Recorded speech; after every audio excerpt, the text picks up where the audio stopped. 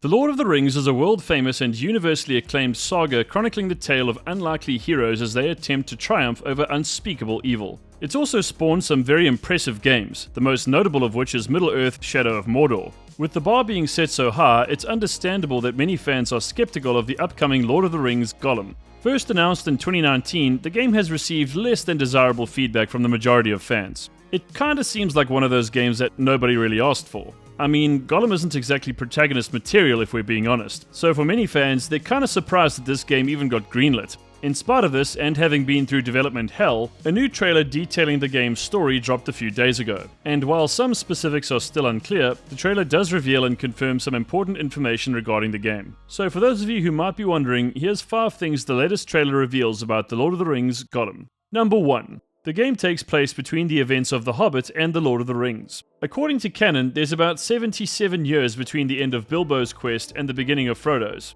That's a substantial amount of time. And seeing that Gollum was in possession of the ring for 500 years, I'm pretty sure he spent every waking moment of those 77 years trying to find it again. Now, a lot of fans have stated that the untold story of Gollum is redundant since J.R.R. Tolkien already gave him a complete character arc. And while this is a fair point, I'm not sure I fully agree.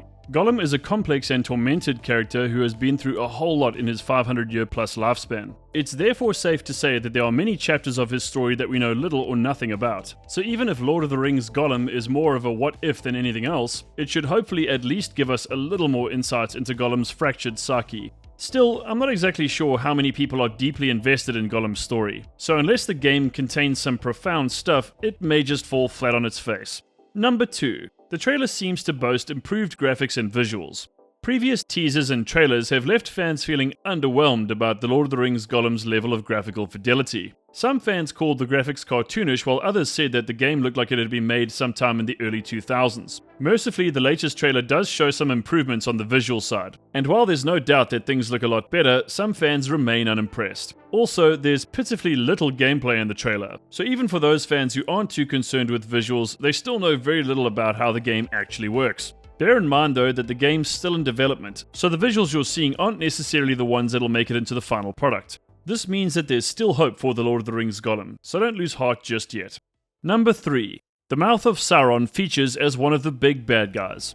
This dude also makes an appearance in the films looking like a Cenobite from Hellraiser, and let's be honest, his appearance is terrifying. In The Lord of the Rings Gollum, the Mouth of Sauron looks less black metal and more like a classic fantasy villain. He also speaks like Senator Palpatine from Star Wars. Anyway, as the lieutenant of the Tower of Barad-dûr and the emissary of Sauron himself, the Mouth of Sauron makes for a compelling antagonist. In fact, this guy might just be the coolest part of the story trailer. It's not really clear how much of a role the Mouth of Sauron will play in the game, but I'm reasonably sure he'll be working hard to ruin Gollum's day.